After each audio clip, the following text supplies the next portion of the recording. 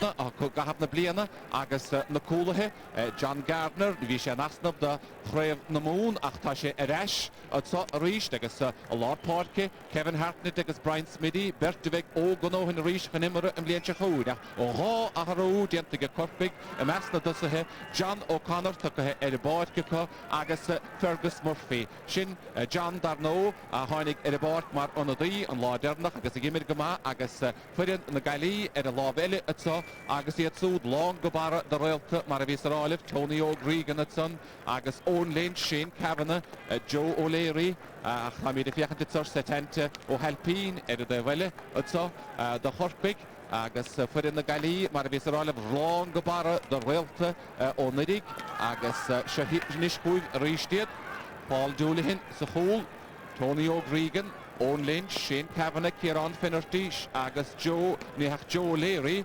Kavanagh, Owen Lynch agus Tony O'Regan bhí súd a gimmert Nidig ag nó mar anna a heavy Owen Lynch agus Joe O'Leary Lord Parke darno George Farragher riú craibh i léirean mar gin Jimmy Doyle agus Kevin McGrath fadó agus a mesna dusathe chomá atson Kevin Hayes, Adrian Cullinan, Joe Gantley agus Johnny Maher buin ile éirean agus an ilir fad be sé anna jacuid ar fad an ghailid a chur dámhaile agus tá míad a súla annachluthe antá inmh martí. Yes, it looks like it's going to be an interesting tussle. Last year, of course, they met in the final, and Galway were down by 4 points with 11 minutes remaining. They went on to win the All-Ireland title by 219 to 410. Interestingly, these two sides met in a challenge match in Newtown Shandrum about 5 weeks ago, and Cork beat Galway by 5 points. Now, while Johnny Myler, one of the Cork selectors, emphasised that it was only a challenge match, it certainly boosted Cork, particularly when they were facing Kilkenny. And last year, Galway had this year they've 8 of last year's panel, while Cork have something like 6. And it makes for a very even, well-balanced contest. And it's going to be, to use the cliche, right to the wire, as they say, amongst GAA people. Agus Shahinish Airlock from the Lucas Gael, agus an Tuachtaran, Sean McCraig, agus Van Bernie, agus the Tachtamap, and the Boyd gets up. Dr. Boyd, agus Shlee, or Yellow Source, and an Ardan, and Sahako. That no O'Coid and a Vura Fad, O'Coid Unter, Ashnason, Sean McCraig, agus Bernie.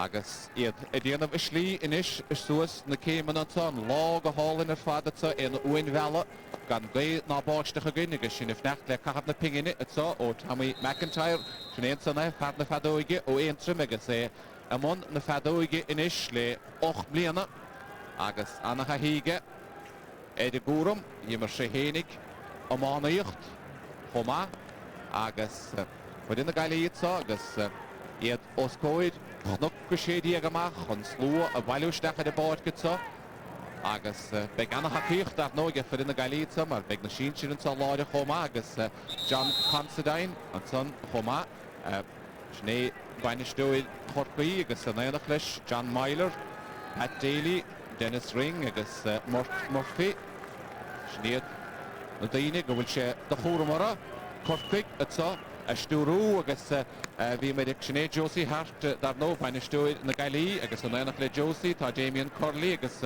Tom Connor agus chuid bha caintin sa mar dhealar setento helpín an meach sin an immert nónabech mar bhí sé gimmert pelle leis na piercing na seachtaine agus gortíocha agus bhí áras an na héamh ach tá sé a báid agus snéad san Kenneth Burke fargóil mí fiachanteid a bhí mar lánta sacha bheith stig sa chuin inis Baltáige sin le Johnny Maher ón ládernach agus iad súl inis go bíotain an chiaadéirean ó ngaile bh thuirigh na tíí na sa céal leo Adrian Cullinan san a bhí na chosantóid óntacha na rig agus a measna letasathe im léana agus i gimmert ar aus ar fadóid.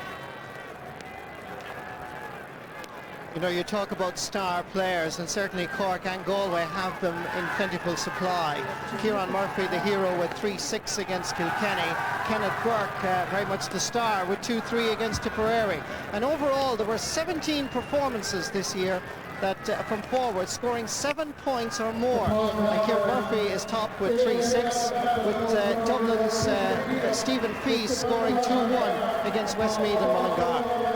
Agus siafwyd ish wachtar o'r chaman lwch na sgwyl i ymwneud fy hyd gyda gan moedi agus yn teisiach berdi hyn.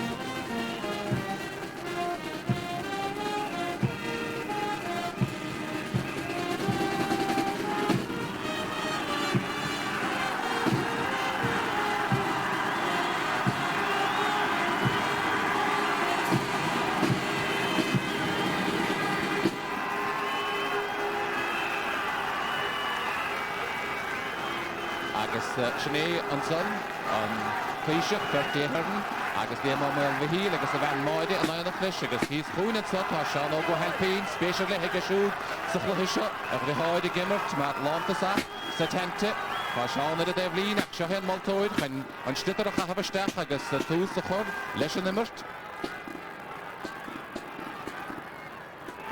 Barry yn tryma y cyntw gymig an Bana Cúil I mi hyd an bóig, so le gahan séisteach agus aharúid in na galí hanad, Tom Tierney mi hyd an ahat slát agus Kevin Hayes I mi hymach a lápóidge. Agus an stitar catisteach agus tús cwrw leis y glwhi ile éirin. Mae lápóidge tarach ar y stitar, Tom Tierney, wyllt ystach gyda Brendan Lucas ige, ystach a Joe na Carnoige, Johnny Mahar, oed iachan cle Cian O'Connor, ystig. An y chwngrocht an deflin y rytrasna Kevin Goggin. Os na sá sélig, mi hymach harysio dy efline agus pokslasa efo gawn dy ngailef Joe Gantry on y ddionig a hopig on council agus yn Caharw Jahar, Rory, Finbar agus Brendan. Gymr trymisiach licisiad of Brendan Lucas y council hogant agus ni leon Royal ag Brendan, le Jack, o counter Sean Silk, Brendan Linsky agus Joe Salmon. Milik Airport, Wilte trasna na Carnoige agus ryd trasna dy chorpig Jerry O'Mahony. Jerry, Anna Chossan Toyd ar Fad o Newton Chandram yn a fwyg yn chref a chwnted yn giadwyd yn edrych bwylt ymach a Joel Parker, Kevin Hartnett, Ferrw, gyda Ferrw yn son ag Shane Kavanagh agos y Puxeir efo gawn Benelli. Tactical games already being played, as Mihal mentioned. Tom Tierney and Kevin Hayes have switched positions, centre field and centre field, centre forward respectively, and also an interesting switch in Cork. Kieran Murphy is centre forward, Tomás O'Leary has gone to left half. Sjohe, Geoff Farragher, dierig het Geert Colleen, de Geert Colleen again Barha en Hoen en Shriu Trev in de Eden as de Kele. Agus kaptein de forward now Gishlan Gaur, counter I Chaniel Homa, agus Anna Hoos Kura and Sonne get to the sessions, Blagat Brescia de Nailev bede. Martin Coleman, Makle Martin, Wigan Trev, Steve Auta as a Kele, Bwelta Macha Joel Parker, Kevin Hartnett to Cork, Bwelta Stachat Sonne get John O'Connor. Rydaf wili, agos lant ag Joe Leary, ystachad sogad I Kenneth Burke. Kenneth, ydi yn y sgwplo hyn, trast yn y Carnoige, mae'n awel Brendan Lucas, agos, wel, ys consentwa diantadson ag Cian O'Connor, agos Kevin Goggins, neu Kevin y bwol yn cytid y Joe yn tefline, ach pwcslasa efo gawn dy ngailin. Defensively, Cork are strong, particularly in the full back line. Jerry O'Mahony and Kevin Goggins, they're reproducing the form we saw them against Kilkenny, and they're going to have to produce it because Galway are putting severe pressure on that Cork defence. Kevin Goggin, ymmar sé siúd cheir blian o hyn, feilin yn ail, yn aig toleró na vidar, agos dolym gybiad mwytil Kilkennig, fi bwcoch ach siohe, a George Farragher. Agus aus yr ffados na poc na tefline yn council bwyd ystachige y rhysd yn son Kevin Goggin ac cwrdd arwyli agus poc slasa ele typa hyfwegig agus desinish do George Farragher wel dy bwnt o'ch rod da'n o'r cresio yn count tefline eisiau chor haras y dras non ha siediant y bref na heiryn Ó bhálta hanige agus na bátaí lechanis chomá skill le agus tá deisige inis capta na fórne.Út féig. Jor a bwlan tytyr stachan son agus ábhíonn bheagad héad na lábhidise an miális Marty. Very unfortunate, Micheál, and certainly Ger Farher is already exerting a major influence in this game. It's early stages, but his free taking, that's a lovely sideline puck, a lovely stroke and follow through, almost like a golfer. That no, ó bhíonn loch a seo agus bhí sé gimmart leis bhfuiln fé bhíon agus fithe chomá agus bhfuilte amach ag sin Joe lád na páidce. Kieran Murphy, stachad Joe man na carnóige. Chance agus na Murphy, gach seo hé Kieran Finnerty. Ád the money, Kieran, bhfuilte gadi Tony O'Gregan. Mac the Tony, naras cumáin dar no. Mac Joe lád na páidce agus chanceli itsa ag Galway agus a riile Adrian Cullinane. An amani gadó agus anna Pauline ag Adrian. Le Pauline na blian an league agus a gimmart it out the match na him liana. Well, at the other end, Cork really should have had a goal when a wonderful flick by Fergus Murphy gave them the opportunity. But Adrian Cullinane showed tremendous skill against Tipperary, and he's showing it again today. Half-back last year, wing forward this year. Sja, dyna god na yn ŵr gyfeil bawn ile eirin ag on ydi gerir yn son ag ali achan gesyn diant ar aws ag Kieran Murphy ag ysio Kieran eirin zôn yn achdystach ad na pele choma sians ag a chalish diant ag as desig ag Cork ag yn hit sgôr ag oel ond pele dwyd yn son a rwhystach ta Kieran ile wasdig da fad na sar sielach agus sé fad na sar sielach a hwg ag esyon par a chwyd 3 sé yn aig Ciel Fennig hen a heni ag yn aig Lemini for sé do a cahir sa chluthaí canis in ag an aig na Galway. Agus seo hé Kieran Murphy os na sá séalaigh. Deisige an chéad scór a bháil de chorcaigh bhfuilteige agus tan diantaige Kieran Murphy.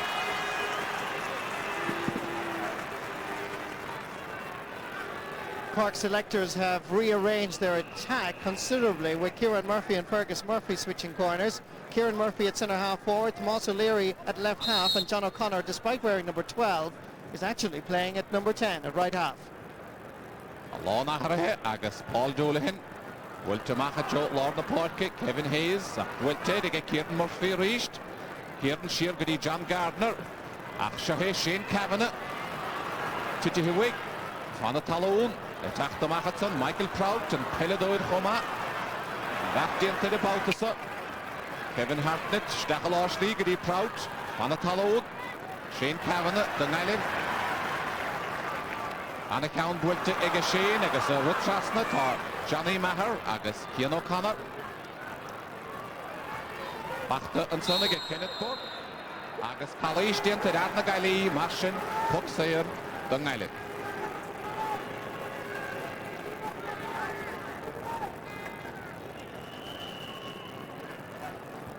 Early stages yet, but certainly Kevin Hayes and Ger Farher are doing very well at midfield for Galway and giving a plentiful supply to their forwards. And Adrian Cullinane and Kenneth Burke on that left flank causing problems for Cork. Agus puck saoir bhfuilte ag Farher an ile anna hir agus a chuigdá an Counson istúrú idir na cuilí. Mar sin lugamas an immert agus an faointe bháin is garú na bhór nó chéile Martin Coleman Magda Vartin a bhuaig na trí chréhfuile éireann as a chéile agus Magda Ceannaí O'Leary Tomás agus Cian O'Connor bhí atharsúd chomá ina bháidóid inid a bhuiid an úd a bhuaig na trí chréhfuile éireann. Anna cheangala chuir leis a bhuiid an son ach seo hé Adrian Cullinane a ríist bhfuilte isteach aige bhaint amach a báutasa agus Eilim a dtírig cosint bhfuilte go deas trasna an sa amach Harris Lord na páidce an son agus berta go túra go a histeach duine go Johnny Maher ach lagaíarach seo hé Martin Coleman hé mar gine chahead amach a Joe Lord na páidce agus Harris agus Kieran Murphy chun bha silibh á gáil ag a charéir an zón bhfuilte Joan Taobhlíne agus mihamach mar sin puck sleasa den Galway agus Kieran Finnerty chun ag Counsa a thugant Kieran agus éidir ag súlach náidir Kieran Murphy na sá séalach. Bínte bháin fachtaige ó puck saoir go dísa ach seo hé Kieran Geidiglis yn count yn y fwola roada. Ach, tac y hygawdyd, o'n Lynch, ar nash gyda Ciaran. Agus fachta gydasan sy'n yr eist, ag Kieran Murphy, ha se dian yr sgris, yn yli cawn, ha tac y hyn y sio fachta gy, tŵr y sef sgôr, agus bwylt gy ofyd un, heb na lafyd eisiau. First wide of the match for Cork, but they're finding it difficult to isolate their full forward line. They need to pump the ball in to Kieran Murphy, Satanto Halpine and Fergus Murphy, but so far failing to do so. Kieran Murphy yn nahat slat far yn zone, y dian of gyma gydisa. Counts yn y mehe haris y deflini, agos le gael fi counts. Joe O'Leary, ligynta. George Farragher.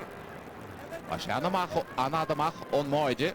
Ach, haws deinig cad y ianach se sio. Ta anna fianach ys fadawn. O'r dymoni. Agos wolach anna fwr. Anna rhawn, edrych wylis doch y fenach hapdain.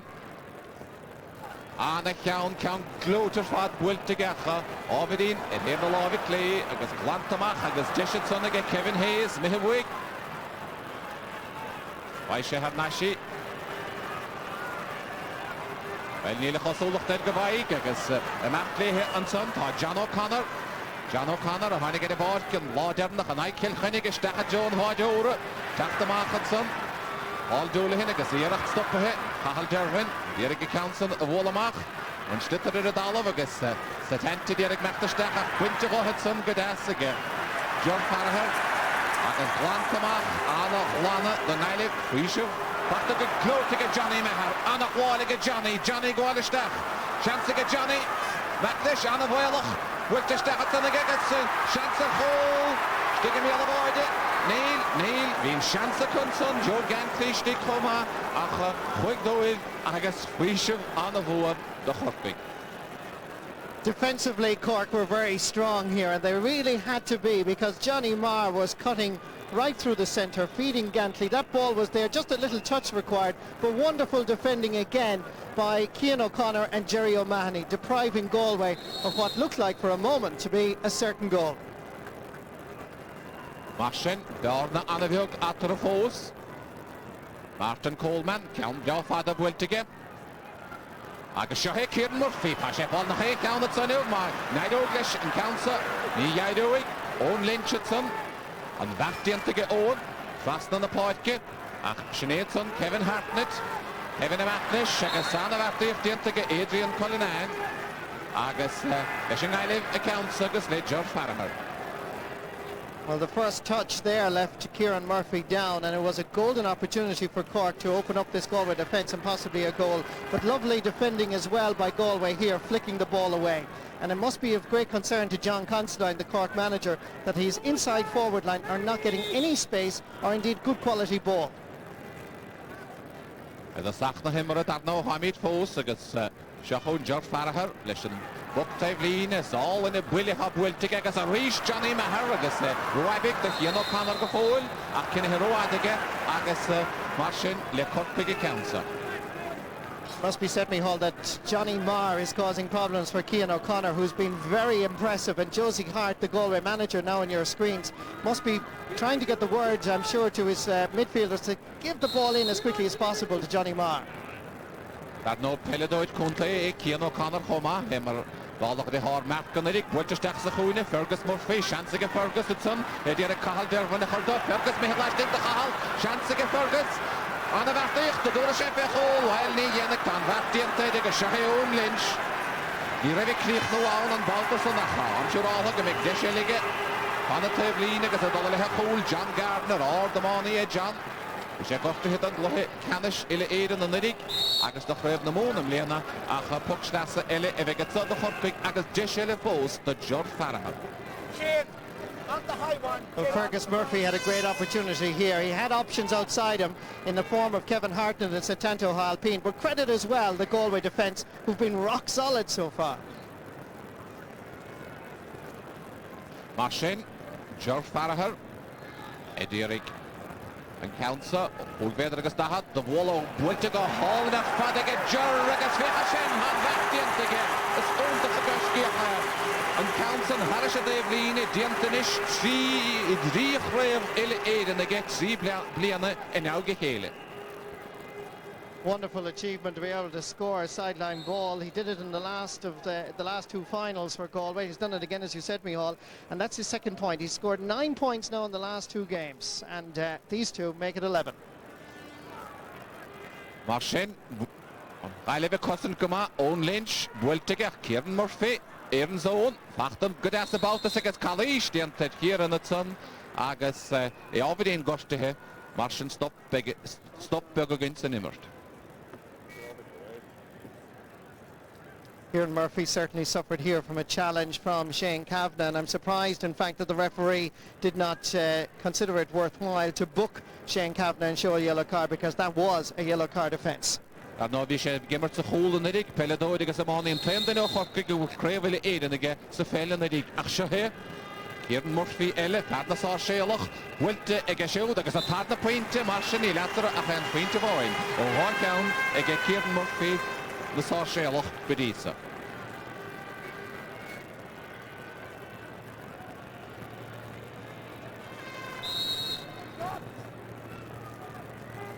Marchen, Paul Doulahan, can he counter of Wallamach? Counter Pelle, Darno, a counter Sood. Will take a path again, John Gardner. Anna Money, John Gardner. Will to Mach, I guess, Deshiga, Mossoleri, Dollar in Unsay, I guess. And so Kieran Murphy. I guess Desh Ege Kieran on score of Hormo, I guess a Rio Pointe, a rhyme shield the Horby. Well, he may be wearing number 13, but he's playing in the left corner forward position, and following him is Kieran Finnerty, trying to keep him away from the goals. Just watch the free taker here. Most unusual style and very effective. Open the fin shoige, Weltige Anna or Dagas Anna Green, Agus, Washer the Kohara. The Chikin Fachtige Heni. Coming into this match, he'd scored 4 goals and 27 points in just 5 games. In this All-Ireland final, he's got 3 points. Loch Takayach the Horkoi, Sauce the Gama Gadisa, Yether Koharak, Tom Tierney, Agus George Farrahar, Agus Ayekantlo, John O'Connor, Wiltistach, Agus Johnny Maher, Bola and Tittit, Trasna and Son, Agus Anna Stop, Dirtetson, Jerry O'Mahony. Bulle fachtige jury Kuramach Harisha Devline Akashe Kart galore. Again, from a Cork viewpoint, Johnny Marr is posing serious problems at full forward, and if Galway can keep the ball going in either low or high to him, Cork will have serious problems in there. So here Michael Proud, Peledoid Choma, Agus and Farafway Gradam, Loyach and Chomortish, Feshach Dix, the Correlach and Eigna Hastroile, Nay. Wiltige, Anna Tevline, Agus Sarahig, Dassenson, Joe Leary, Wiltistach Lashley, Agus Dishinishig, Brendan Lucas, Wallen Titter Trasnagari, Kenneth Burke, Shansig Kenneth, Wachni Wilcherova, Martin Coleman, Ghanaians throw it. Even more finish Agus best team played in Baltuson. Agus Close, Shansig, Henigas Jeff Farrahar. Farrahar, Pongrocht and Devline. Agus an Schnitter fachtige Kieran, ach Mihewig, Paracheri Gaunson, Fergus Murphy, ach Puckschnasse, a Vegaunding Islet.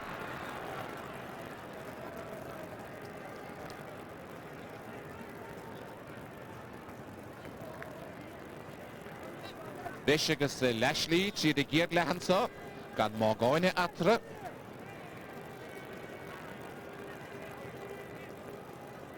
Marchen. George Farrahar hoping a counter.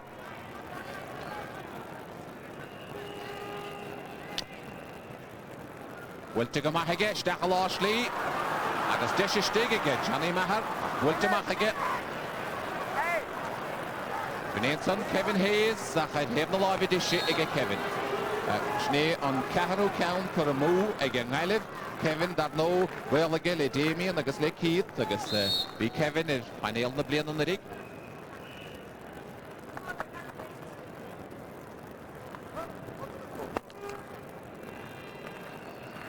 Okomachid, Lev na live edition and Baltasa. Agus Fachtanson again Adrian Cullinan. Adrian Fevru off Agus Marchen Puckschnasser the Horkig. Michael Proud to reached. Féile mó mar a chó agus loch takeíochta na Galway ar fad an son. Agus Qatar tí na gowns, dohag bud siad a cuine bhir a gowns agus a cuine bhir na síse.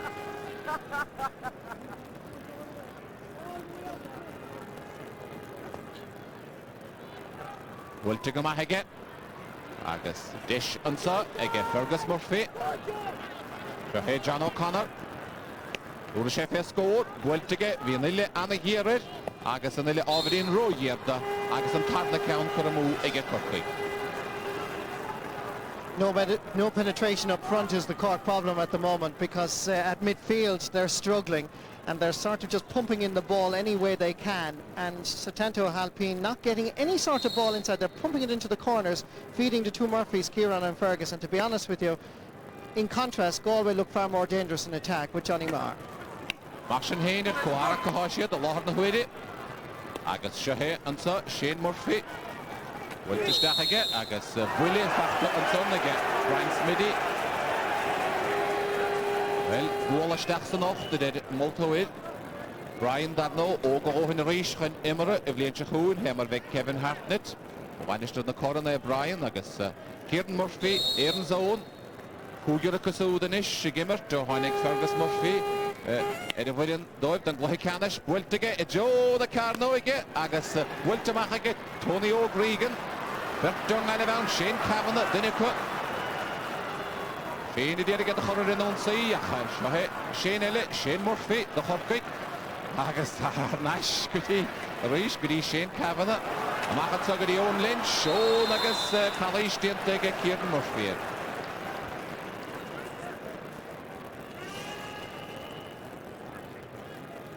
That sequence again emphasises the difficulty Cork have in breaking down this Galway defence. Between Owen Lynch, Shane Kavanagh and Joe O'Leary, they form a very formidable and strong half-back line. George Farahar Martin, Willie Anna Fada Show, Farana Thomas of Fada, gets Fiachar Shinda Willie, Cowan Moore, David Fada, Begoni in Björk, and they have no live edition.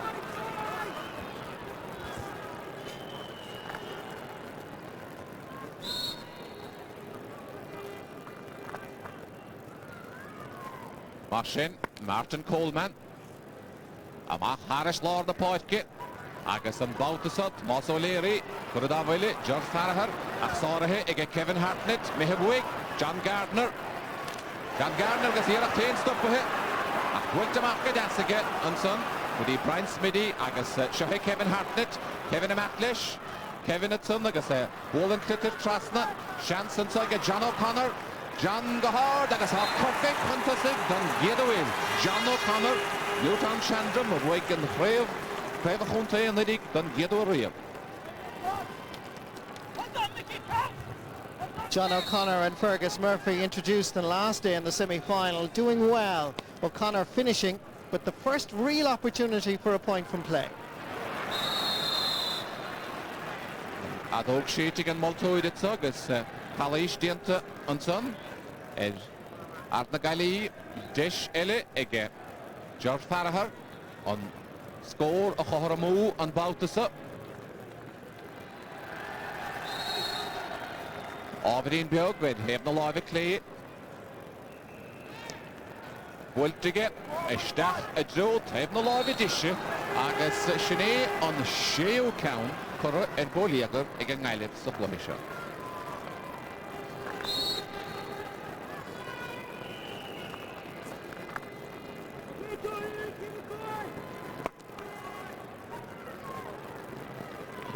Kieran Murphy, a Cora Cowell, Joe O'Leary, Agus Himach, Jeffrey Eloide, Agus Yet in the attack the board, the Galib, Kevin Briscoe attacked the board, cannot Joe O'Leary.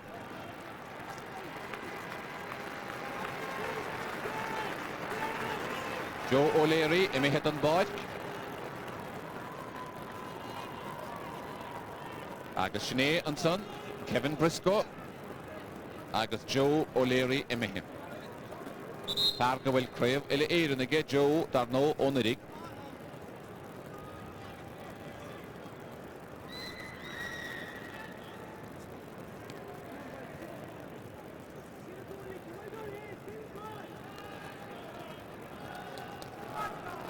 It's a great day indeed for the Shamrocks Club in the Southeast Division of Carrickdown. Michael Proud follows in the footsteps of Ger Hanley, who won an All-Ireland back in 1970.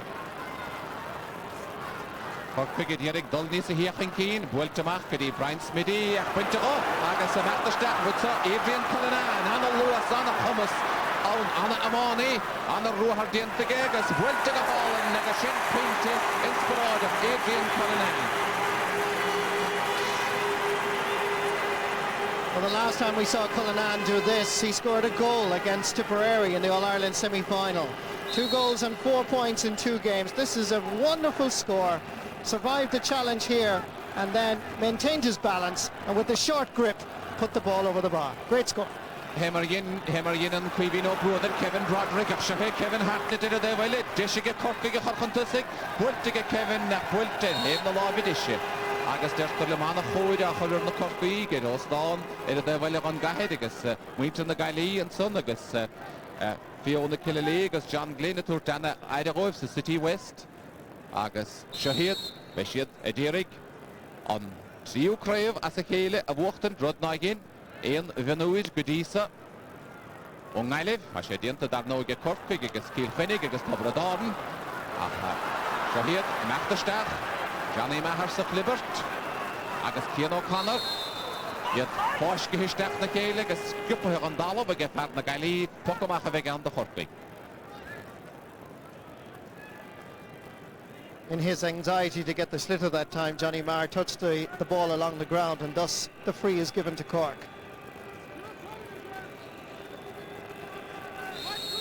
O Vaile Lochariach agus Jahaid Nisogi Vinny agus ina dí yn ydig, bawn yn eir yn yge.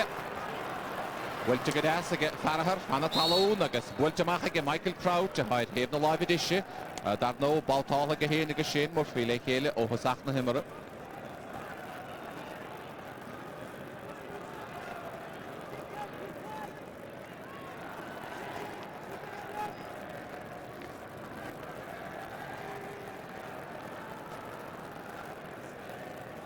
George Farahar agus Deshige Pucktevline a Wallata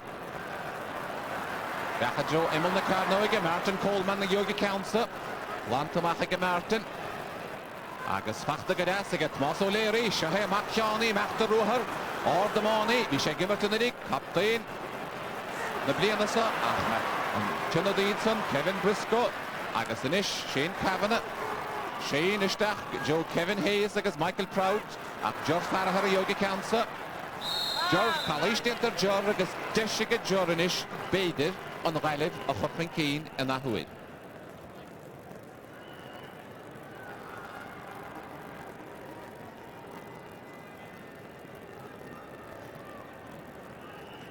On Tardán ato, dyr Eiric Eilin a dyn y balwstach agus anna atmosffer fadan so a bort y Croke yn y law even.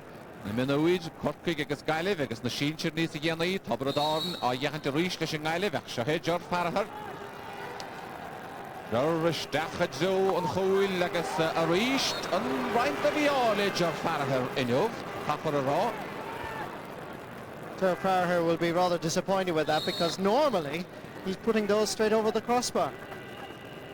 Cawn o foen nes hwci yn dy ffocyn y seir a hocr a haris y dras nawn ege George Farahar gydisa. Fashe most low force Kevin Hartnett so and pass him mywyd a Cork tot Mas O'Leary agus pass ma Shane im Lana Moos dech a all off Shane Kavanagh Cal more fada Michael Proud Howl what just dech a Johnny Maher Johnny in the vehege gartanu Winter o hafach John Gardner Shahe Michael Proud to tach the mach leis schlitter Diente go mahege agus annach Lana anna Iship the Corkig achat son Shane Kavanagh Nas bloch hat loaded agus Rudolph Willie ach go Caliship it is Tommy McIntyre. Well, Cork are not going to be able to go through Shane Kavanagh, so they're going to have to adopt a new strategy, and let's go around him or at least bypass him, because Kavanagh is having a stormer at centre half back. He's keeping that Galway defence very focused and nothing going through. Martin, George Farahar, Deshelig George, a Rish Sarahit, Kaunas Shea Irachtud Gudisa, Scorene, George, right the Violish, Bhí má charise dé bhlíine agus puck sleasa a bheith ann. Snéanson, Martin Coleman. Big sa bháide. Dé seile de John Farragher áfach agus puck sleasa agus is breáile na chrí iadsa a bhóla mar anna chumas ar fadán chóga. An Mair agus an Multo-Idenson a láglen a chélig. Seo Hedger. Dé seile fós. Da puck sleasa. A stúrúidir na cuilí a chaisteachad san gotí Tom Tierney me haris isteach áfach. Agus deisinis a tunnige Brendan Lucas. Bachtige Brendan, Calíscinnta Brendan agus puck saoir do George Farragher.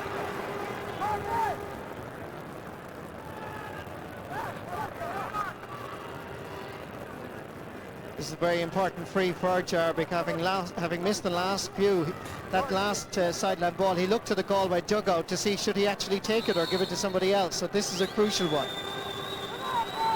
The Lubashis, Wiltige, Wiltige that's again, Hannes Glasnown, and Padna Pointe, again, got in, John Farragher. A lot of the pre-match publicity on this minor All-Ireland centred on Ger Farragher as he sets out to equal Jimmy Doyle's record of 3 All-Ireland minor medals in a row, one in 1955, 56 and 57. Agus dar nó bhí Jimmy sa chóla a 1944 sa chluthí ceanna sí le éidir na 9 clia a 8 cliara gin Kevin McGrath a chorpaige tucha 7 tucha 8 tucha 9 chomá agus seo inis Kieran Murphy bhfuilte stachaige Satanta Halpin deisiige Satanta Pascopol bhfuilte bhfuilte in héad na láide deisi agus Satanta. I think that's the first time the Satanto Halpin has actually touched the ball in this All-Ireland minor final, and that contrasts with Johnny Marr, his opposite number 14, and that really should have been put over the bar. That no Satanta gortuthe gahab na seachtaine sa chluthí pelle leis na Piercing a go láthar na huide sé fear na gailí ha gortuthe ar a dalamh Tony O'Gregan tá sé míle bháidansa tá sé sínte ar a dalamh agus caithfar cóirleisin mac the Tony Regan ó Roscomáin that no agus an adóg séidig an Multo-Id tá sé le ama agus bailib puinte bháin chun tusig Martin. It's a very even contest, Micheál, and certainly it's going to decide on one moment of genius or else a mistake, because at half-time, despite a very even contest, Galway just leading by the narrowest of margins. Galway 5 points, Cork 4. We look forward to the second half, but let's in the meantime go back to Michael. Thank you very much, Marty Morrissey and Micheál O'Shea. We'll be joining them, of course, for the second half a little bit later on. It's much tighter, Pete Finnerty, than a lot of people might have expected. Yeah, it's a game that really hasn't got off the ground at all yet. It needs a goal, or it needs some big player to take command of the game. We see for Cork, they've Kieran Murphy there, who was inspirational in the semi-final, and he hasn't got a ball at all. He scored 3 points from frees, all right, but they're not getting enough ball into him. Their half-back line, John Carner, really isn't on top. The other end of the field, the other Kieran Murphy from Erin's Owen, he's having a big influence in at centre forward, and he's given plenty to Shane Kavanagh there for Galway. And of course, Adrian Cullinan is having another good game, but he's really the only Galway forward that looks capable of scoring. It probably open up in the second half, and if one team scored a goal, you could see 3 or 4 goals. It needs something to break the tension. They're very tense and nervous at the moment. It will worry Galway, Michael Dignan, that Cork are playing pretty much like they played against Kilkenny in the semi-final, ampling along, didn't look very impressive, and as Pete Finnerty said, suddenly let loose in the second half. Yeah, they're capable of that, I think. Against Kilkenny, you know, they looked dead and buried and, you know, finished very strongly in the last 20 minutes. But I don't think either team really have got going at this stage. Back to what we were talking about earlier on, it's very nerve-wracking for young players especially. They'll be probably coming up think they're really confident in it, and it'll be no bother when they go out there and see that big crowd and it gets to them. But I think the second half will loosen up. There's a lot of good hurlers on the field, but they're not really playing to their potential yet. 2 great points from young Cullinan and the line ball from Ger Farragher, I suppose, the highlights of the first half. Oh, gentlemen, thank you very much for that for the moment. We take a commercial break. We're back with more analysis right after that. A lot of people will say if Galway play the same as they did against Kilkenny, they'll win it. I disagree with that. I think Galway will have to improve a lot to beat Tipperary. Tipperary are a different team. I'm not saying they're any better, but they're a different team. They play the game differently. And, you know, maybe tactics will have to be different to beat them. I think the fact that Tipperary haven't met a set of forwards as good as Galway have, you know, maybe the deciding factor. On top of that, Brian O'Meara is a huge loss to Tipperary. I think John Leahy may prove to be an even bigger loss in the sense that they're two, big men, two ball-winning forwards. And I think the loss of those two players and the fact that Galway have the forwards capable of doing it on big days, I just, tends to push me towards Galway.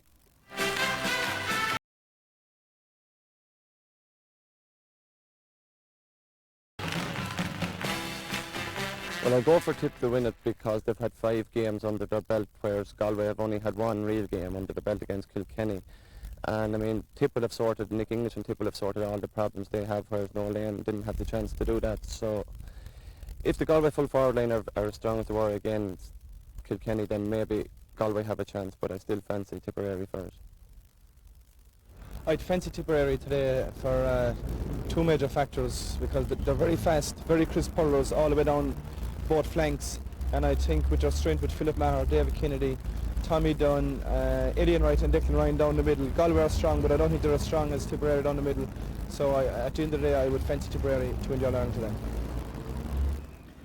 That's their view on the senior game. Right now we're looking at some of the young national school children from around the country, boys and girls, giving their exhibition on the skills of hurling and camogie down at the pitch. Today they are togged out in the colours of Galway and Tipperary, but as we've told you so many times in the past, those children selected from schools all over the country. Carmel Stewart in Dublin Road in Tuam in County Galway is celebrating her birthday today. Carmel, I hope that you're enjoying the big occasion. Gentlemen, Michael Dyke, we saw some great skill actually in that first half, and one of the Galway players, young Adrian Cullinan, scored 2 fantastic points. We're going to have a look at the first one of those. Brilliant skill for a minor. Brilliant skill, yeah. You see here he breaks onto the ball 70 yards out, doesn't take it in his hand because until he's ready, and then straight over the bar. He scored another great point from the other side of the field. Very similar style to Kevin Broderick, and you might remember Kevin Broderick a few years ago in the minor final played in the same jersey and scored 2 points very similar from either side of the field, and he looks like a great prospect. He certainly does. Another great prospect, if he develops into a good senior player, and he's not too far off the mark at the moment, is the man we were talking about earlier on, Ger Farher, Pete Finnerty. Yeah, it's an incredible achievement. He's going for his 3rd All-Ireland medal in a row, and to be able to play at this level at the age of 16 years of age. And here we see one of his specialties. He's brilliant from the dead ball situation, both frees and sideline cuts, and that's incredible. This here is his 3rd year in a row to score a sideline cut in Croke Park in All-Ireland minor final, and to have the metal to be able to do that is incredible. He did it recently in under 21 as well. It's not just a flash in the pan, and it would be great for him to achieve the 3 in a row. And earlier I must correct myself, I said Jimmy Finn instead of Jimmy Dial. The few Tipperary people give me a hard time already about it, so it was Jimmy Dial that it's his feat that he's trying to equal. Of course. Now if he does, Galway are going to have to buck up on their first half performance, because the same Ger Farher actually missed a lot of frees and a lot of chances that might have helped Galway further ahead. Yeah, it's a lackadaisical type of a game, and as Mike was saying earlier on, but it's a very nerve-wracking occasion for them. When they came here the last day and Galway were playing, I think it was only about 34,000 at the game in total. There's 34,000 looking at them already, and by the time the game is finished, there'll be 60,000, 70,000 people here. So it's a change of scene altogether, and they didn't really get into the game. Cork didn't get into the game, and it needs maybe, you could go a few points behind. That's what happened to Cork against Kilkenny before they started hurling. You could go a few points behind. The next thing, it's slipping away from you. The next thing, you find this extra 10% or so, and you could run out winners. So it needs somebody to grab the game and shake it up, because at the moment it's pretty boring, to be honest. Yeah, and it's also a little bit surprising, Michael Dignan, that the support is a bit muted on the Galway side, because there were a lot of Galway people here, Cork people obviously as well, to support the minor team, but with Galway in the 2 matches, you would have expected a bit more vocal support. Yeah, I think it's maybe because there's not a lot happening in the game. Sure. When they got something to cheer about, they were vocal enough, but I think there's been an awful lot of ball going out over the sideline, over in the Hogan stand side of the field, and all the play has been over there. And I don't know if the pitch is a factor, but the pitch doesn't look in good condition to me. Looking down, it seems to be very bare in a lot of places. I don't know if that's a patchy fact. on the right-hand side, as we'd be looking at the screen there, on the right-hand side of the canal end side of it. I don't know if it's going to be a major factor, but it certainly doesn't look to be in great condition. Yeah, well, I think Galway are compelled with playing Farrer all the time too, and that's the side he's playing on. And every puck out is going out there. They might be better off to maybe give Tom Tierney a chance now and again, and to develop that side, because Joe Gantley hasn't got a ball, or Brendan Lucas either, from a puck out. So they'd be better off to vary their game, because it's too easy to predict at the moment. Okay, gentlemen, both teams are back. Galway are leading by 5 points to 4. Let's return again to Marty and to Micheál. Guramahagut agus fáil rash agus bhí mar rála greibh Tony O'Gregan gortathe rigle ham agus cuscéim bheag bhachaí fósáum agus beidir méidir na galí imní chun na hebh Adrian Cullinan inis methe go lá Páirce Tom Tierney de harda David Darno methe I meas na leatasathe an taharús an dianta an gaiileh don hús an tarna le agus an tarna le tosnathe gaiileh Darno pointe bháin chun tosaigh agus Kevin Hayes a tarachar istetar go deasad so go dtí Kenneth Burke sleánathe agus seachaimeachtasteach anna ghearán scópaige farsinige lagaíireach Action hain, níl deidir leis an moil fós agus látamach go deasan son anna bha an son ige Shane Murphy ach pachta ige Adrian Cullinan anna gá pointe sa chéad le steach a Jonah Carnoige agus an búrcoch chorad áhhaile an bátas agus a ríist Shane Murphy a cosan go ma a bhír sacha tarna le Evan Hartnett ach buinte go ige Ger Farahar ar nas go dtí Adrian Cullinan anna ceann builtige don ghéadaíireacht John Chuine agus an bhach dianta go deasaige Cian O'Connor Cian a machadsa go dtí Michael Prout Léanamh Roig Peladóide dar nó isteach go dtí Kieran Murphy Kieran Éireann zón Ceann mór fada Wig a Joe Imil na Carnoige Bhilach istigh mé a bháide an son Kieran Murphy ar a dalab Slitar ar a dalab fós sa tento helpín I dtíreach tarach gacha Puck cúig féidir agus tíofa híidir bheith gabhann agus big dish ag a corpaig an scór a chóthar mú. Mar sin, gabhann cúig féidir agus tíofa híid céthóg ige Kieran Murphy. Great pressure here by Cork on the Galway defence, but once again Galway stood firm and there were plenty of numbers back. But what a wonderful piece of skill earlier by Adrian Cullinan, pulling on the ball in mid-air, something we don't see too often. Seo Kieran Murphy, Éireann zón, sí faointe go dísa go Kieran na sáisialach agus é seo ar thuid I chiad ceann, puck cúig féidir agus tíofa híid. Agus gráilis dar nó an scór a chóthar mú. Bhfuilte ag Kieran agus bhfuilte héir na lábhah cléige an cúigiú ceann chur ar bólaíogar inniu ag a corpaig.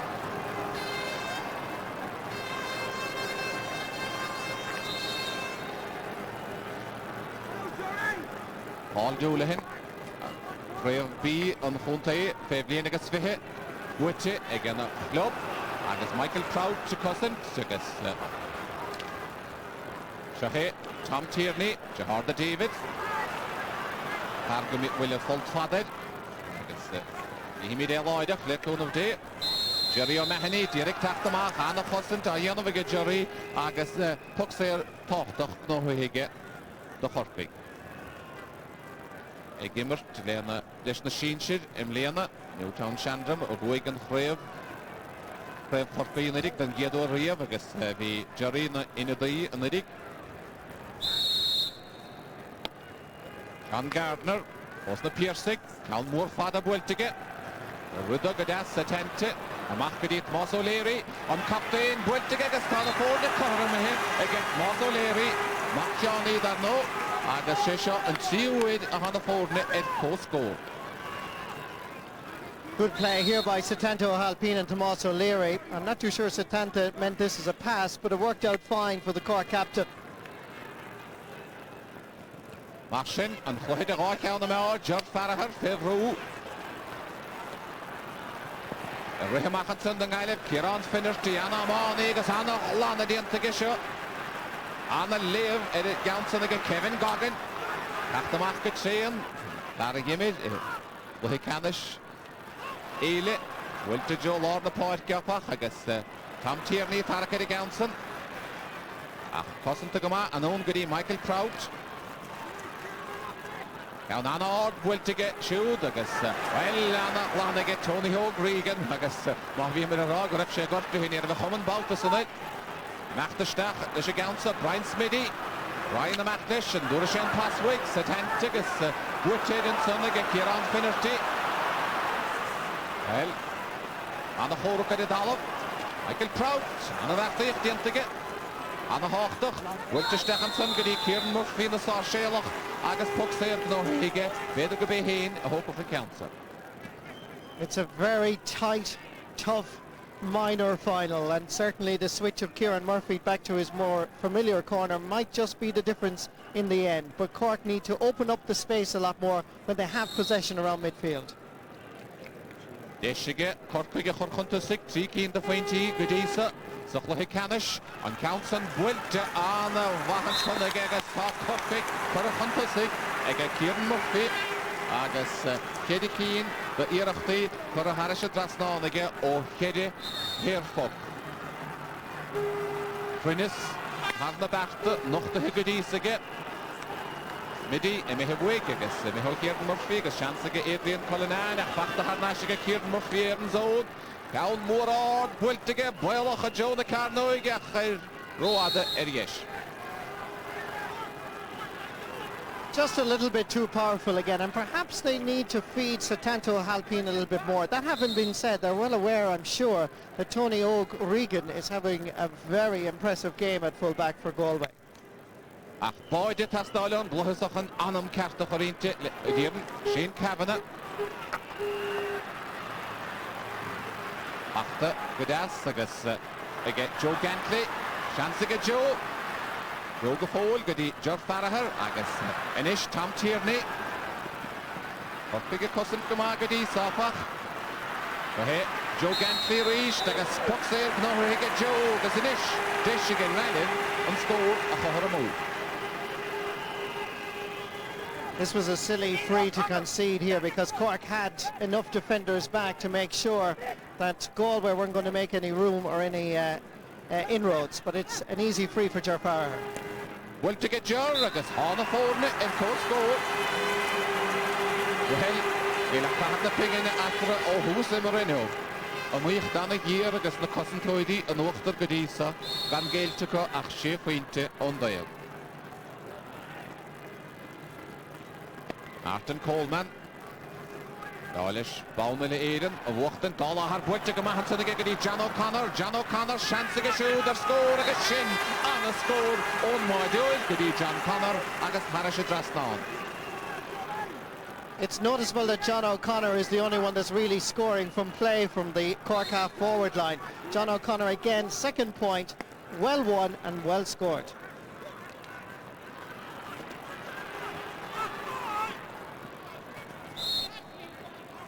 Marsin, le Gailid an Puckschlassesa. Agus Kieran Finnerty, ha Hollandson, ach ni he hopig. On Lynch, ile ha chwyl. John Considine, ordehe arne siúntige.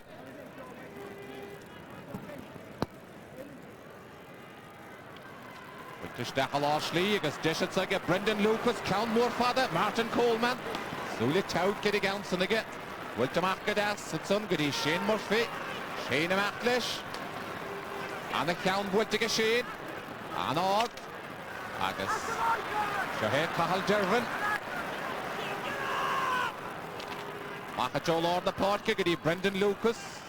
Schlitter Schlaune Hewegapach. Achtamach the Chorpig. Shane Murphy. Kevin Briscoe. Achta Gadasige, John Gardner. John Anna Count Wiltige John, Stacha John Chwyni. Agus Anna Omoyuch the sticks the Chwyni, Satanton Bautas a Danish and Vart, Satanton Gollista. Bertramish, Wiltamachige, Gedi Fergus Murphy. Fergus and Lily Gear, Agus Chance Kuramu, Ege Fergus Murphy. On Shachto Count, Kura Erboliager, Ege Corpig, Agus and Dalakiana, Ege Nailif Bedisa. This was a good opportunity for Cork, and Santat O'Halpine was first time actually beating Tony O'Regan in play, but opportunity missed. Anna Count faktet Sunnig Brian Smitty. What the Stach Shahet Motoleri, Mac the Stach and he'll hear come on again. And that dog sheet in the finish.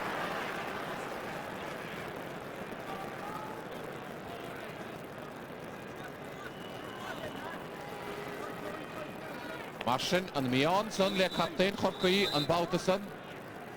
Agus Poxer Evegaun agus within the Galway Edishley. The Sheenship. Shahe, Owen Lynch, Kelmore Fadabueltig, Harish Dudson, John Gardner. Arana Lloyded, Anna Flaffer the Fifth. Joe and Tevlina agus Puxlasse the Nelly.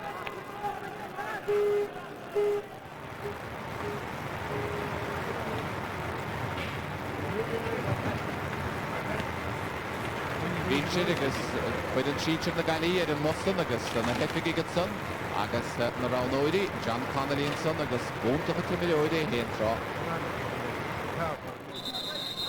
Ach, seo hé. An so, fear na Galí, George Farahar. Ook snetsa cha mohla Cork Anna chean godó bhfuilte geisteach a Jonah Carnoige agus a gairí nád an Baltason bhí Jerry O'Mahony agus pucsair a bheith ann dus na Corcaí. Corcaí pointeach an tusig. Great sideline cut though by Ger Farher to put pressure on Cork. Lovely stylish play by the midfielder, and Johnny Marr just picking the ball off the ground. Martin Coleman scoráil sé siúd Cole a gréibh na mún dar nó himar gin Damien Fitzhenry sa Barca Croke. Dáile sé híanana bhidú. Bhainte go dtíon bheile an Barca agus ar thuisteach Fergus Murphy, seanta de Fergus an Cole! Fergus Murphy an látar sa barach.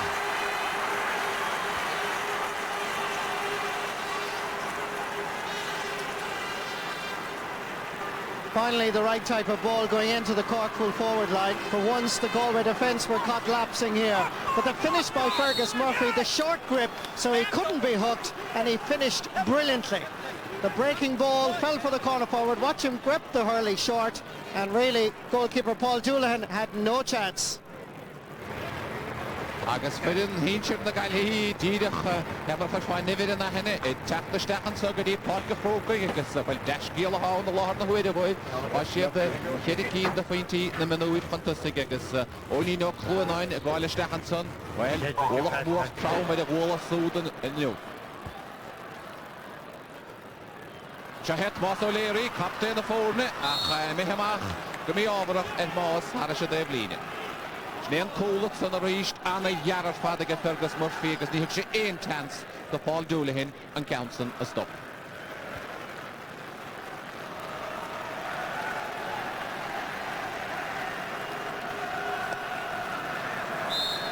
An Counson bhfuilte go mí ábharach ige fear na Galí ón Lynch amach haris a d bhliaine agus puc snasa tu go bhuaig ige bruntanas do Chorcaí.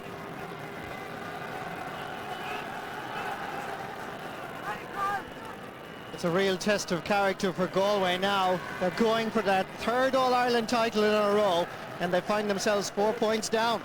Owen Murphy, Kieran Murphy begirt mará gotí Kieran na Sáséalach. Kieran na Sáséalach trasna an chúil agus seacharán.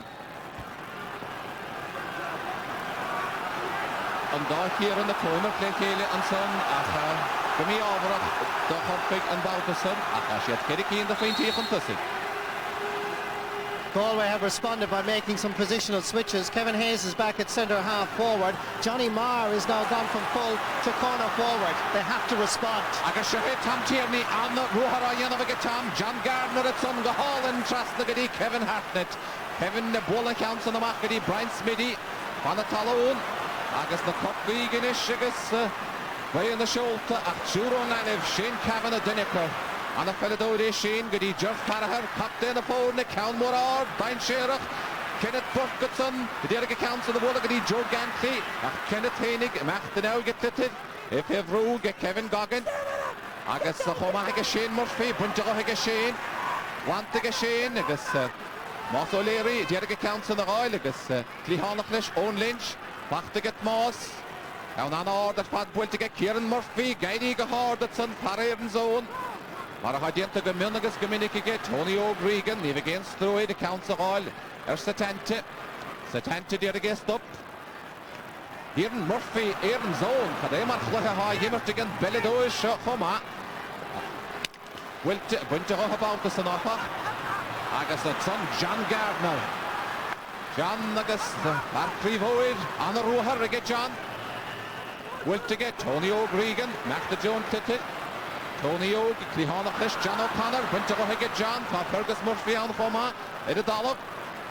Bachta ag Fergus, builte ag Fergus, trasna an chóil, Satanta agus dhéachanta stigad son leis bachta ag Satanta nach buinte go ríist. An son, again, anna daí agus Kieran Murphy, na Sáséalach, agus Tom Tierney agus tá siad ar fadá. Oliver Derry attacked the Macklin Shane Kavanagh. Well, Jerry O'Mahony gin sé chrídíhil le lapa a chuigdá an council na gáil agus Jerry ní sé dierig súlach meadar Johnny Maher George Farahar a hópa go council well da bhaich sé printíní bheán a chu an chola bháin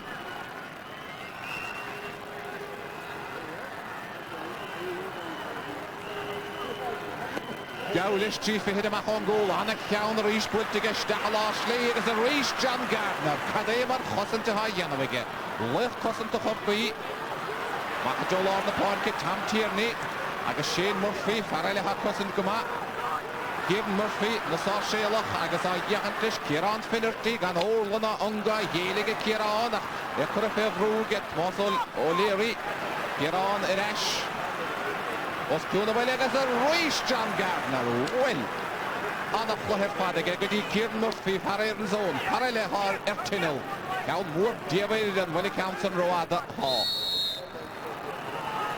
While Shane Kavanagh was impressive for Galway at centre half back in the first half, John Gardner has literally come into his own in the last few moments and cut out at least two very promising attacks by Galway. Cian O'Connor sínte dalamh Jahar de Varca bhí na chaptain an idig agus Peledóid agus Amánaí Conte I hénig Dalvarc agus bhí ahead chuma in a dí cúil na bhí Martin Coleman sa hól ahead Martin Coleman a hat sa hynnyog den dích raibh as a chéile sinné Cian an san sínte ahead agus lehead a dalamh agus cór leiseach a raid agus Josie Hart par na galí I miniach ach ní Mar jouler na Corkige, dus geef de weg aan Tussig, dus geef de weg hier vrienden van Tussig. Ach, dat nou naast dame voorzitter, agus Deshigen en Tachterson, en Gishkin te Riechtenson, en Council Quantum Achabouterson, en John Gardner, sin door de Gortier Kien, agus Spasul gewil Renin Follelish. Maar sin, John Considinetson.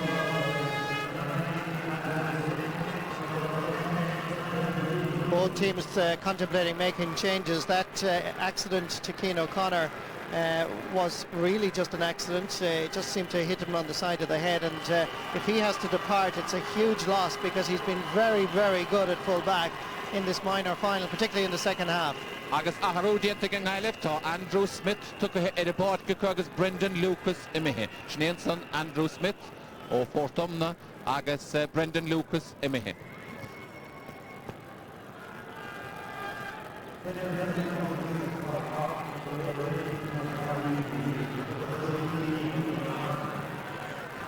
Schneanson agus well, Dearn, on the day how to get Cork to get a barker back shall, by the Hawk Laisha or Cian O'Connor, dear. Marial the real the follow type Healy, take a the board, Kagas, real the follow is to Diamond, so dear.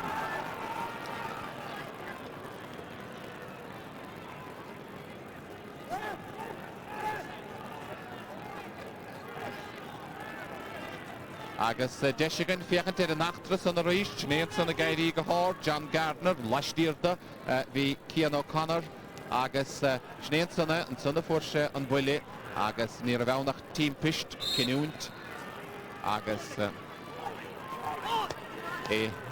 mihid an báid, agus taig Healy a báid gan áid, bwyntisteach a joim an da Carnoig, agus reis, droada, hef na lábig lé, Martin and Verna Cian Atra agus Aharahe Anian of an own Sanawat Masnagas and Toidi against the complete.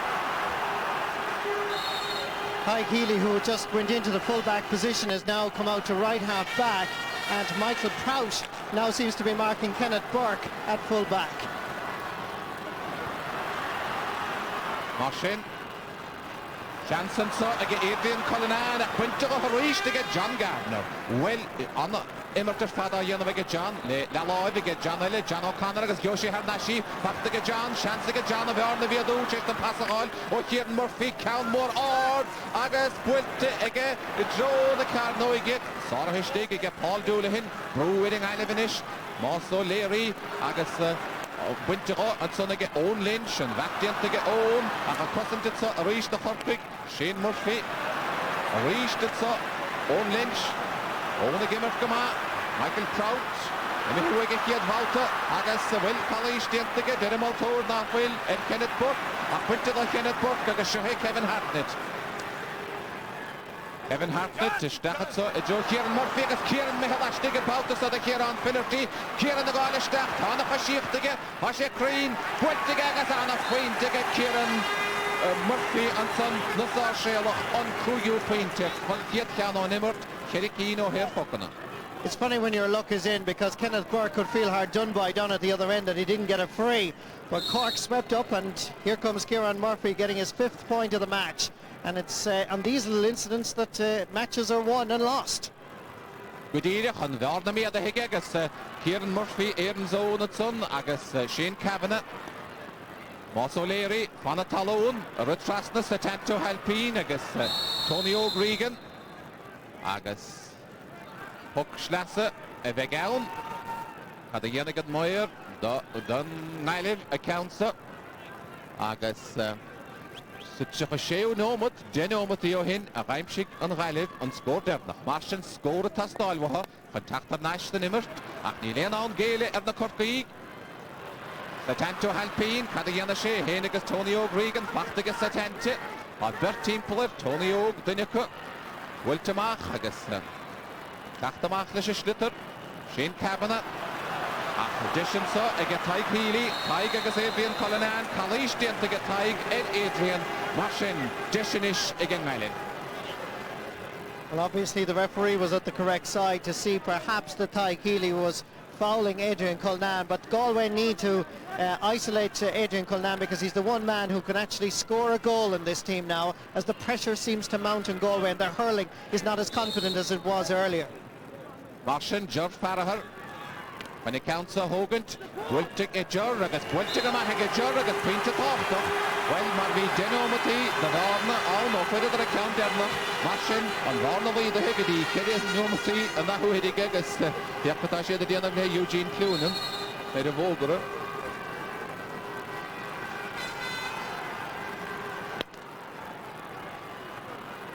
Martin Coleman, roll on the point kit. Healy, Bola Trasna, George Farragher, Deshiga Jurragas, Moss O'Leary, and Dochapta in the Prescan Higakele, Hagas Ganavatian the Gain, Erikele, Akshahe Kieran Murphy, the Sar Shelach, Agus Kieran Finnerty, Kieran and Baltus and Wachter, and the Horokas Fat, Horoka Bactela, and the Quintero, again Kieran Murphy, Agus Sarahe, and son, Agus Puchnassa, the Hurpig, Kieran Murphy, a Hopig.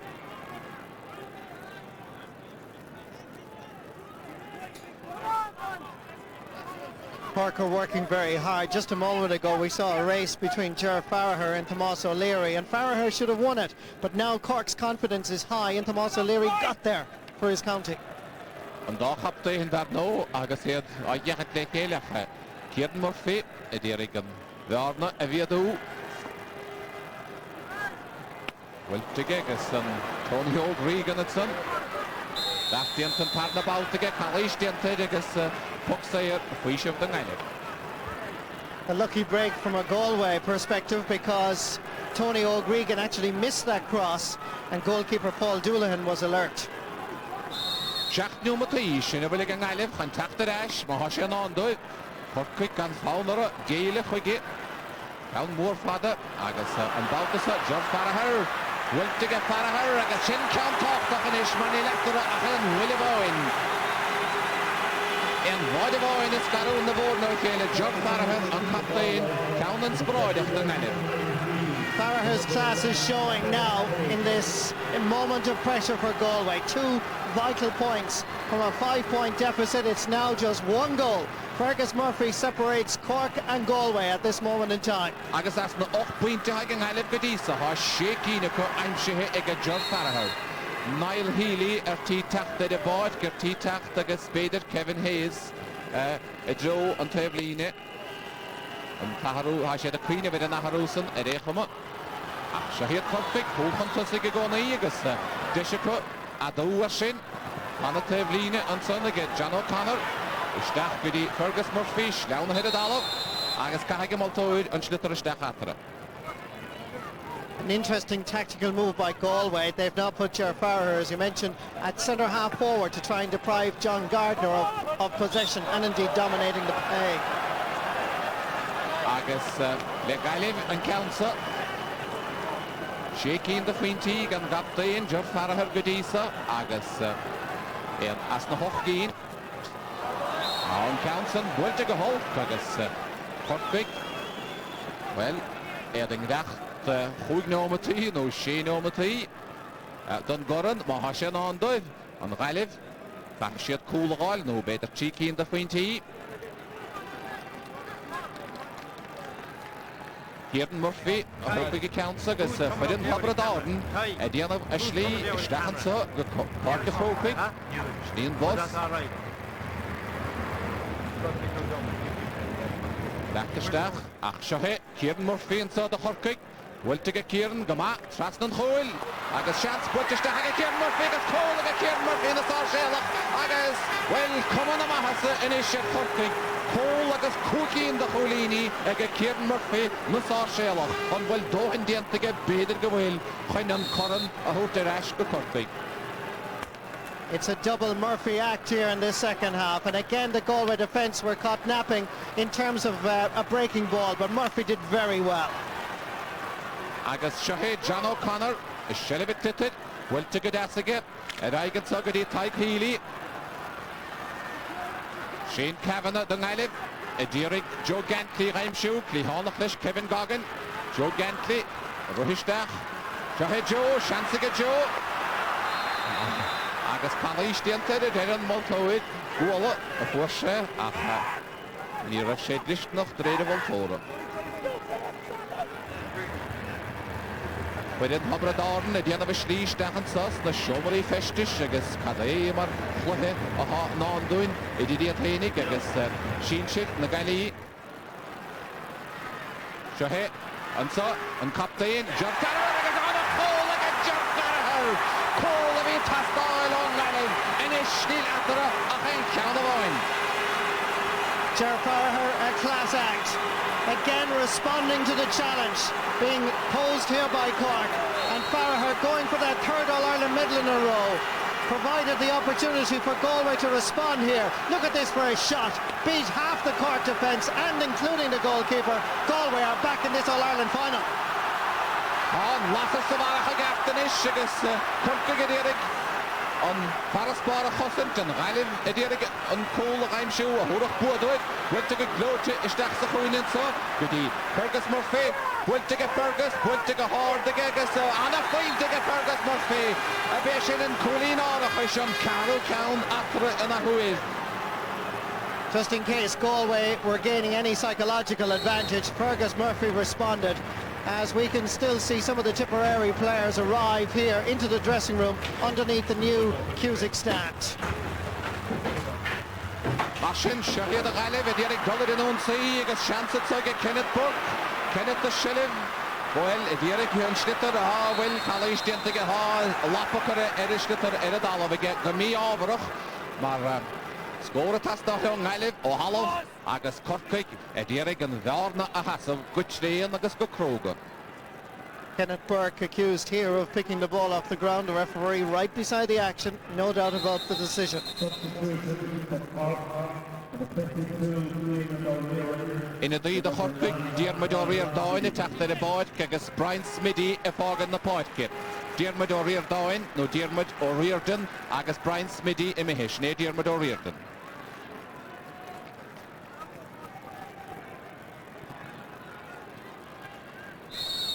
Fresh legs now needed around midfield, and Diarmid O'Reardon from Inishcara will provide that. John Gardner, Cowan Moore, Father Comasach did, and a point to get John Gardner. Cademar Amoni, Cademar Hossantohi, Agus Crohege, the Wilshan on, and Schlitter of Harrishet Rasnan Homa.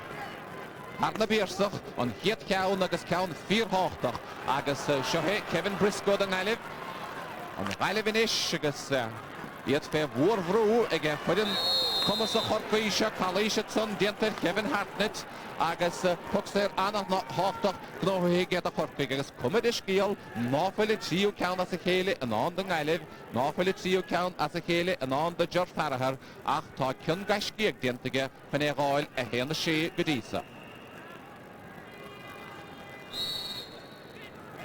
Chancellor and so I get John Gardner.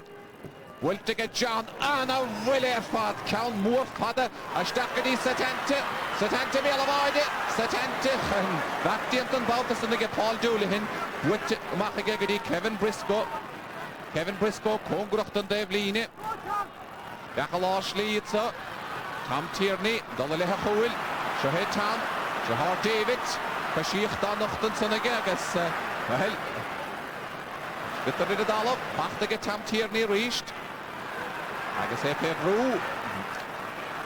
Well, go é clibbertir is slitter a láth na huide. Owen Lynch. Amachatach John Gardner. While Sinead Grashki a chorpaí darlamsa. Eg bhfuil héla cúig aim si hiige Kieran Murphy. Sehe Kevin Briscoe. Agus deisile etsa in isige chorpaig fós ach na mihe bhuatha. Tom Tierney. Jeff Farahar.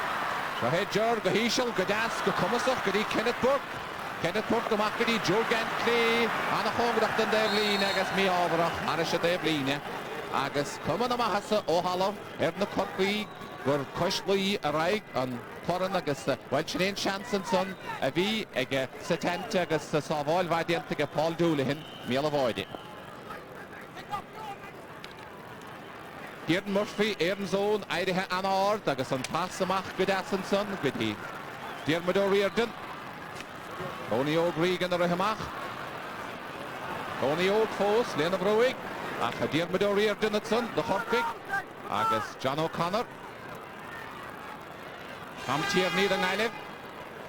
Tom Magasay, Dierige the Chorridan on Sea. Destination Saga, Adrian Cullinan, Anna Amani, Adrian Machterstedt, Kurashef Echol. Ach Pshabba, Sarah Higge Martin Coleman. And Schlitter the Dollop, John Farahar at son, Agus Kevin Hartnett. Er het alle begonnen, Woltemach agus Puckschlasser. Puckschlasser den Eilif. Wel, ni weghoudduif cool. Ni wordt raafeintje lena chush agus sin en aanbresje en zo een barke Croke. Starige en son gedas agus wantamachige Lynch agus shit Cork na curry in Eren on Vaptiente en zo go komen ze geko en heit na gali agus harve tilteko en de spante ze hugger se tarnele. Well, it's an amazing story from a Cork viewpoint. They deprived Galway of a historic 3 All-Ireland minor titles in a row. This is a team that lost the Munster Championship but fought back brilliantly, and to win this All-Ireland title it was some second half performance. Cork 2 goals and 10 points. Galway 1 goal and 8. And from a very emotional Cork people down on the pitch, let's go back to the studio. Michael. Thanks indeed to Marty Morrissey and to Micheál O'Shea commentary on the minor match there. Pete Finnerty didn't work out the way that Galway would have liked, but a deserved win for Cork. No, that wasn't in the Galway script, all right, but Cork were the better team. They upped the ante in the second half. John Gardner came into it at centre back. Satanta started causing problems on the edge of the square, and Cork ran out deserving winners. They were the team most up for it. Tomas Mackay there a minute ago said to me as I was walking past him, I hope it isn't an omen. Yeah, he said that all right, but it is very difficult to win 3 in a row. You have to accept that. Galway beat Cork here last year. Cork got their butts kicked in the Munster final by Tipperary. They came along and they had the rub of the green against Kilkenny. John Gardner wasn't on for the Munster final, and you can see he's a mould of the Brian Corcorans of the future, and he was a huge influence on the game in the second half. And you have to respect Cork. They're good hurlers. Cork minor with a hurley is as good as any minor in any part of the country, and they had more to achieve than Galway here today, and they went and they did it. They certainly did it in impressive style, Michael Duignan, in the second half. Yeah, very impressive. I think the 2 goals from the 2 Murphys in the corner, I think they epitomised really the Cork team. 2 great finishes, typical Cork. Didn't look, in the first half to be going that well, yet got 2 half chances and 2 brilliantly taken goals and raised the game all over the field. I think the other Kieran Murphy at number 10 caused an awful lot of trouble for Galway right through. He didn't score, but he won an awful lot of puck-outs, and Galway struggled. There must be a fair wind out there because Galway's puck-outs in the second half were dropping very short, so it's a very deserved win for Cork. Well, gentlemen, it's been a good day, obviously, for these young men. A disappointing day for the young miners of Galway, and obviously they'll be shattered after that defeat. Pete Finnerty, we'll be seeing some of these players on both sides at senior level, no doubt, in the years to come. You will. It's a great launching pad for any young guy, and I lost 2 All-Ireland minor titles here. Yeah. And funny enough, I lost one as well with Kenneth Burke's father, John Burke. We played here against Tipperary, but a lot of that team came through and made it to senior ranks. Again, there's Cork players there that we're going to see. We're going to see John Gardner, John O'Connor's two brothers are there already, Ben and Jerry. Kieran Murphy, where he was quiet today and where Kieran Finnerty had a good game on him, he has the class to play at this stage at senior later on. As I said, it's a great launching pad and we're going to see a lot of them in the future. And there's the young Cork captain, Tomás O'Leary, now a famous son of a famous father. Yeah, Shawnee was Tomás's father, and Shawnee plagued many as the good cornerback in his day. And Tomás, he's an exceptional rugby player, I believe, as well. Yes. And he's been poached by Cork Con. But when he gets the hands on the Irish Press Cup now, and it'll stick in his memory forever, and he'll be looking for the slightly larger All-Ireland senior medal in a few years' time. Well, sometimes we've found in the past that the handing over of this particular cup can take a little bit longer in the minor presentation than we might like, or that Tomás O'Leary might like, but he is waiting patiently. Agus Nuskilina, Agus the V Statanta, who Colin Oak, in Master 3 Corky a captain a cara. No, the to forward but Bogdom, the to forward Bogdom and to. No, clear chop Miss Jewel in the gun. Toss from not the to. Toss from not the to. Toss again. Toss again. Du will nummer din ögon leno. Jag kör crabs and all. För man har kollig och fyller för då. Ta så gudse. Att ta I margo reme. Agus att ta I mla vår rante. Natt nirren och all. Don oige. Marsche. Ta batnis trina. Ta batnis trina. Na väg och styri. Kör crabs and all. Didn't Cork August. The Britain Corky. A Bo Hubbard Crave and you. Didn't Cove Road, the Premier Galiba. A toss of Dara Art and you. The Leonora Brintlishing, Limership Godin. The B Galileo, August and late show, so Dara Art and you. The Leonora Brintley. Took and she had Crimson the Martian. Cotton and Irish Press of Runner and Captain Corky. Tomás O'Leary, Mark Johnny O'Leary, is Dula had it, Ve, Idamani, Unter, Marshin, now Lagati the Lava Hamash. Cork win the All-Ireland minor title for the 18th time in their history. Tomás O'Leary brings home the Irish Press Cup, and certainly they'll be rejoicing on Leeside tonight.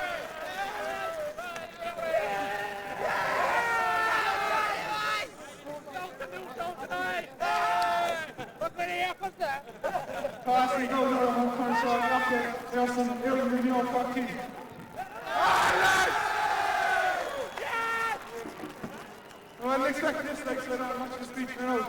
First of all, I'd like to thank the coaches and selectors, my coach John Hansley, Pat Daly, Mark Murphy, Dennis Reid, and John Myra. Well done, lads. I'd like to thank the team sponsor, East Atlantic and Civils for giving us service. I'd like to thank all the parents and everybody who's been involved up through the years. I'd like to thank my club, Aaron's Own, for giving me the opportunity to be the captain of this team. I'd like to thank County Board for playing all the pitches and everything for training. And what else? East Atlantic Board, I said them already. Finally, 3 cheers for Galway. They're guaranteed, lads. 3 cheers for Galway. Hip hip! Hip hip! Hip hip!